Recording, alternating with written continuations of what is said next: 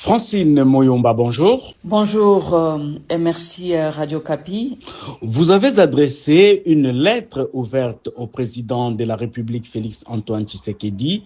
Quel message voulez-vous lui faire passer? Tout d'abord, laissez-moi rappeler qu'il s'agit d'un appel à la paix, au respect strict de notre Constitution et à la responsabilité. Les pouvoirs ne doivent pas diviser.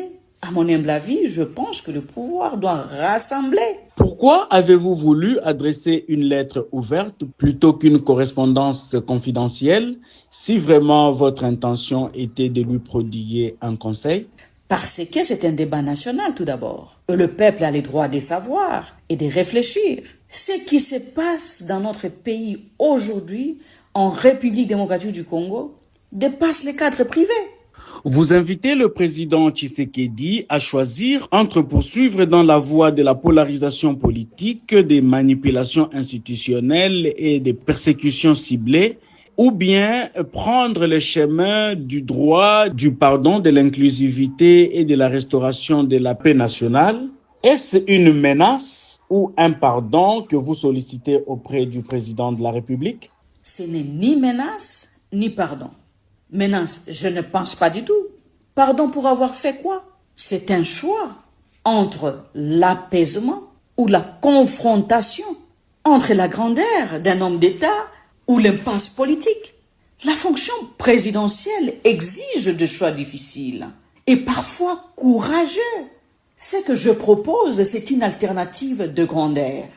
C'est de choisir la paix plutôt que la vengeance, les droits plutôt que l'arbitraire, la stabilité plutôt que l'instabilité politique. Vous adressez cette correspondance au président de la République au moment où le Sénat a débuté l'examen du réquisitoire de l'auditeur général des FARDC pour la levée des immunités du président honoraire Joseph Kabila. N'êtes-vous pas par hasard en train de passer au président Tshisekedi un message de la part du président Joseph Kabila? En tout cas, j'aimerais que ça soit clair. Pas du tout. Je parle en mon nom. Ma loyauté va à la République et à la vérité constitutionnelle. Pas au calcul politique. Le président Tshisekedi bientôt sera également un ancien chef d'État. Dans 2 ans et demi, le président Tshisekedi sera appelé ancien chef d'État congolais. Je ne suis ni porte-parole, ni l'émissaire dans cette situation. Ce qui m'incarne, c'est de voir le pays en paix. C'est une honte aujourd'hui de voir des réunions sur la République démocratique du Congo partout en Afrique et dans le monde entier à cause de notre manque de responsabilité et capacité aussi à résoudre le problème interne. Ma démarche, en tout cas, elle est indépendante, ancrée en ce qui me concerne dans mes convictions profondes sur la République et l'état des droits. Ça n'a rien à voir de tout ce que vous dites là. À votre avis, quelle posture devrait prendre le président de la République pour favoriser la paix en RDC? Écoutez, les solutions sont entre les mains des Congolais et au Congo. Les solutions ne viendront ni de l'Orient, voire de l'Occident.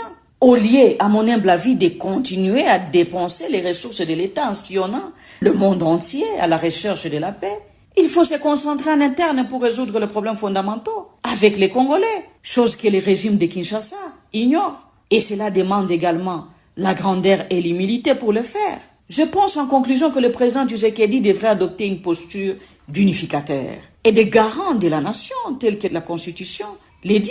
Cela passe également par le strict respect de la Constitution, y compris les dispositions relatives aux anciens chefs d'État, qui est une loi spécifique, notamment l'article 70 et l'article 222.